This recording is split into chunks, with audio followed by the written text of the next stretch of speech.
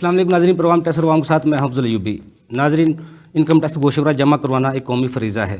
जो लोग 4 लाख से ज़ायद आमदन रखते हैं वो लाजमी अपना टैक्स गोशवारा जमा करवाते हैं। इनकम टैक्स गोशवारा कब आना चाहिए, कानून क्या कहता है, क्या इनकम टैक्स गोशवारे को हम आसान और सादा बना सकते हैं, आज इस पर गुफ्तगू करने के लिए हमारे साथ स्टूडियो में मौजूद हैं उमर इकबाल ख्वाजा साहब। आप सीनियर एडवोकेट हाई कोर्ट हैं, माहिर टैक्स अमूर हैं। उनके साथ मौजूद हैं काशिफ अनवर साहब, आप सदर हैं friends of economic and business reforms के, साबिक नायब सदर हैं लाहौर चैम्बर ऑफ कॉमर्स के।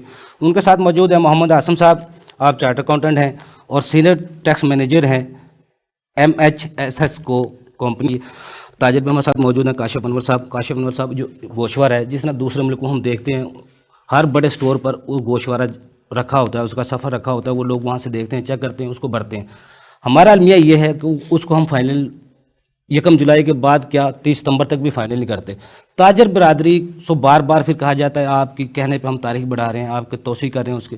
आप क्या समझते हैं गोशवारा कैसा होना चाहिए कि जो ताजर बरादरी की आसानी हो और टैक्स गोशवारों की तादाद में भी इजाफा हो? देखिए, सबसे पहली बात तो ये है कि जो हमारा सिस्टम है ना वो इस तरह से चल रहा है क्योंकि हमारी डॉक्यूमेंटेड इकोनॉमी जो है वो बहुत कम है। ठीक है। और हमारी ग्रे इकोनॉमी ज़्यादा है। अब हुकूमत चूँकि डॉक्यूमेंटेड सेक्टर को लाना चाहती है, अब वो हरबे इस तरह के इस्तेमाल किए जाते हैं कि कभी कोई चेंज किया जाता है कि किसी ना किसी तरह से ऐसे लोग जो डॉक्यूमेंट सेक्टर में नहीं है वो आ जाए। ठीक है। और उन्हें फिर अल्टीमेटली कुछ सख्त कवानीन भी बनाने पड़ते हैं। खौफ पैदा करने के लिए कॉम्प्लिकेटेड बनाया जाता है या जानबूझकर लोगों को टचनेट में नहीं लाया जाता? देखिए, तरीके दो होते हैं। या तो आप किसी बात का खौफ पैदा कर देते हैं कि कोई खौफ की वजह से करे, या आप उसके ऊपर पेनल्टी ज्यादा डाल देते हैं कि लोग पेनल्टी से वो जुर्म ना करें। तो यहाँ पर दोनों चीजें ज्यादा हैं। यहाँ पर खौफ भी पैदा किया जाता है और यहाँ पर पेनल्टी भी ज्यादा डाली जाती है। अब बात यह है कि जब तक हमारे कवानीन अक्रॉस द बोर्ड नहीं होंगे, ठीक है, पूरे पाकिस्तान में कवानीन एक जैसे लागू नहीं होंगे, जब तक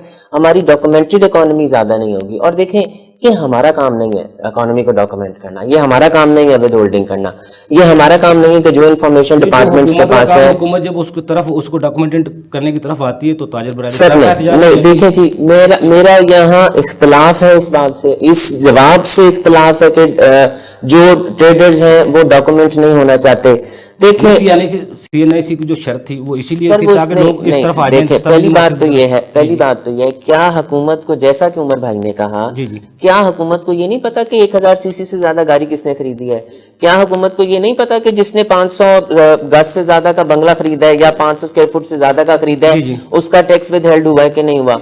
क्या हुकूमत को ये नहीं पता कि किसने फॉरेन ट्रैवलिंग किया है? क्या हुकूमत को ये नहीं पता कि जो 14 से 16 शराइत हैं वो किस उसमें कौन कौन फॉल किया है? देखिए, ये आपने इम्प्लीमेंट करना है, मैंने इम्प्लीमेंट नहीं करना। क्या हुकूमत को ये नहीं पता कि किस का टैक्स, इनकम टैक्स जो है वो बैंक अकाउंट के अंदर विदहेल्ड हुआ है? भाई, जिसका बैंक अकाउंट के अंदर टैक्स विदहेल्ड हुआ है अल्टीमेटली हुकूमत को उससे पूछना चाहिए। आप मुझे ये बताएं, ये क्या जितने भी बड़े हमारी जो 1000 सीसी से ज्यादा जो कंपनीज गाड़ियां बनाती हैं या बेचती हैं, हुकूमत उनसे रिकॉर्ड लेना कि आपने गाड़ी बेची किसको है। और जो अपनी रिटर्न को फाइल नहीं करता, हुकूमत उससे कहे कि तुमने अपनी रिटर्न क्यों नहीं फाइल की। और देखें, एक तो मैं यहाँ पर बरमला कहूंगा कि उमर भाई ने तो कहा कि शायद वो वकील की मदद के बगैर नहीं कर सकता फाइल।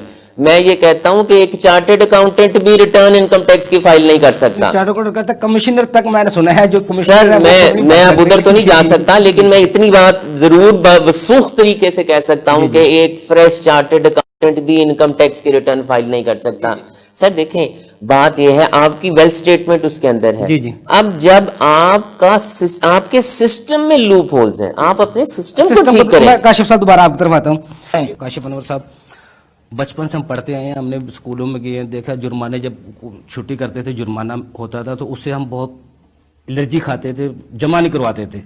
जब ये एजुकेशन के दौर में थे, ये जुर्माना का खौफ, पेनल्टीज का खौफ जो है, इसकी वजह से कि जो आपकी ताजिर बरादरी है उससे घबराती है टैक्स नेट में आने से, या क्या मामला था और क्या है? देखिए, और बहुत से मसाइल हैं। बिल्कुल ये बात ठीक है कि सबको रिटर्न फाइल करनी चाहिए, टैक्स देना चाहिए। देखिए, इनडायरेक्ट टैक्सेस की तादाद शरह जो है वो बहुत ज्यादा है। फिर दूसरा जो एक सवाल किया जाता है वो ये किया जाता है कि अगर हम टैक्स देते भी हैं तो तमाम रिस्पॉन्सिबिलिटीज हमारे लिए आ जाती हैं। देखिए, एक नॉर्मल ताजिर, एक नॉर्मल जो आपका शहरी है, वो उन फॉर्मेलिटीज को पूरा नहीं कर सकता। तो अगर और उसका बेनिफिट मांगते हैं ना, और फिर मैं नॉर्मली आपके प्रोग्राम में एक सवाल बार बार करता हूँ कि एक जो रजिस्टर्ड पर्सन है उसका फायदा क्या है, उसको क्या फायदा मिलता है, क्या उसे सेहत, क्या उसे तालीम, क्या उसे पानी, क्या उसे सिक्योरिटी, वो तो अपनी ड्यूटी अदा कर रहा है, लेकिन उसके बावजूद उसकी जिम्मेदारी है कि वो रिटर्न को फाइल करे, और जो रिटर्न फाइल करेगा देखें वो he will be eligible for audit. अब उस एक साहब जो टैक्स में नेट में है रिटर्न फाइल करता है उसको फायदे तो होते हैं, टैक्स रेट उसके कम हो जाते हैं। देखें this is no this is not a benefit, this is not a benefit, this is the penalty for those who are not in the tax net. और ये देखें अब चूंकि लोग अब नहीं आते टैक्स नेट के अंदर तो उन्हें पेनलाइज किया गया।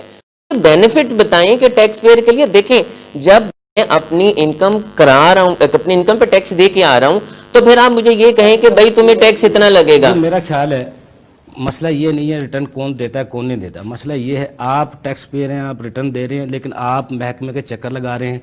आपके साथ जो आपका ताजर बैठा है वो रिटर्न नहीं देता, वो मजे से बैठा है, जो कानून पे अमल दरामद है। मेरा ख्याल है असल मसला वहां पे बात आप भी वही बात कर रहे हैं ना कि जो देखें वो क्यों नहीं जाता भाई, ऑडिट उसका होगा, बैंक अटैचमेंट उसकी होगी, नोटिस उसको आएगा। अब एक और बात है, आप देखें जो मैं सीनियर प्रोफेशनल्स लॉयर्स की और चार्टर्ड अकाउंटेंट्स की बात नहीं कर रहा, मैं आम उस वकील की बात कर रहा हूँ जो 3 से 5 हजार रुपए में आपकी रिटर्न डाल देता है, वो आपकी वेल्थ स्टेटमेंट भी गलत डालता है, वो आपकी इनकम भी गलत डालता है। मैं अपने ताजिर भाइयों को कम से कम इतनी बात जरूर कहता हूँ कि अपनी स्टेटमेंट इतनी जरूर डालो जिसमें आपके एक्सपेंडिचर्स कवर हो जाए।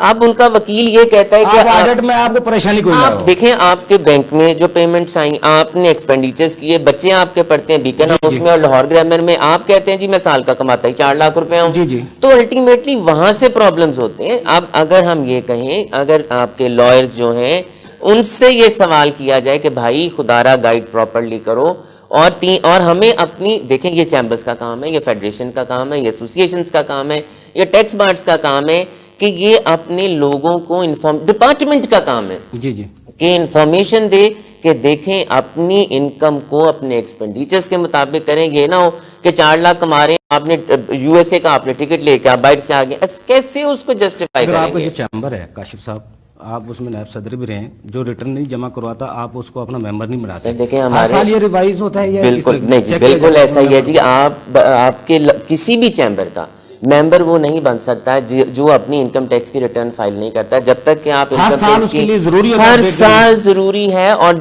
जौन सा शख्स अपनी नहीं कराता रिन्यूअल, वो वोट कास्ट नहीं कर सकता, वो गैप आ जाता है 2 साल का कि अब आप 2 साल कंटिन्यूस अपना दें, रिटर्न फाइल करें, अपनी रिटर्न फीस जमा कराएं, उसके बाद आप वोटर के हक में आएंगे। अगर चैम्बर ये कर सकता है तो हुकूमत क्या कुछ नहीं कर सकती? सर देखें lack of information, lack of awareness, और ये मैं ये नहीं कहता कि ये सिर्फ एफबीआर का काम है, ये हमारा काम है, हमें मिलके एक कौमी फरीजे को अदा करना है। लेकिन एफबीआर को देखें जो आपके न्यू एंट्रेंट्स हैं, न्यू टैक्स पेयर्स हैं, न्यू फाइलर्स हैं, आप उनको पहले कन्विंस करें। और जो आपके एग्जिस्टिंग टैक्स पेयर्स हैं, जब आप हर साल में आपका एक टेलीविजन पे स्क्रीनों पे चलता है इस साल ऑडिट इतने लोगों का होगा, ऑडिट किसका होगा? जो टैक्स नेट में है, जो नहीं है उसका नहीं होगा। काशिफ साहब मैं आपको दोबारा इन हालात में जो 27% बजट इस दफा बढ़ाया गया है, गोशवारा अभी तक आया नहीं है, आप क्या समझते हैं ये टारगेट अचीव होंगे? अगर नहीं होंगे तो क्या तरीक़ेकार हुकूमत को अपनाने चाहिए? अब भी जो कहते हैं जो सुबह का भूला शाम को घर आ जाए तो उसको भूला नहीं कहते। तो मैं पर्सनल ओपिनियन देखें, बजट तो जितना मर्जी बढ़ा लें और जितना मर्जी टारगेट्स को ये पूरा भी कर सकते हैं। आपके ऑयल के इम्पोर्ट के ऊपर उन्होंने लगाने हैं, ड्यूटीज ज़्यादा बढ़ा दें, लेवीज बढ़ा दें, आपके रेट्स को बढ़ा दें, बजट और आ जाए, वो देखें वो दैट इज अचीवेबल, वो किया जा सकता है। लेकिन बात यह है हमारा मकसद क्या है? क्या हमने अपने टैक्स नेट को बढ़ाना है या हमने अपने रेवेन्यू के टारगेट्स को बढ़ाना है? अब approach from the start very first day यही है कि हमने अपने रेवेन्यू को उसको पूरा करना है। तो अल्टीमेटली हम उस तरफ आ ही नहीं, हम उसे डिस्टिंग्विश ही नहीं कर पाते कि जनाब हमने क्या करना है। और जो हमारा सारा जो है सिस्टम और जो सारा हमारा जोर है वो उन्हीं लोगों की तरफ है जो टैक्स नेट के अंदर है, जो रिटर्न फाइल करते हैं, उन्हीं के लिए कवानीन है, उन्हीं के लिए तरामीम है, उन्हीं के लिए बजट में चेंजेस आती हैं, उन्हीं के लिए सारा कुछ होता है। अब देखें अगर आप 114 की रिटर्न नहीं डालते तो आपको रोज का 2500 रुपया जुर्माना है, और जो असेसिंग ऑफिसर है उसके पास ये इख्तियार है कि वो ज्यादा से ज्यादा जो उसका फाइन है वो 10,000 कर सकता है।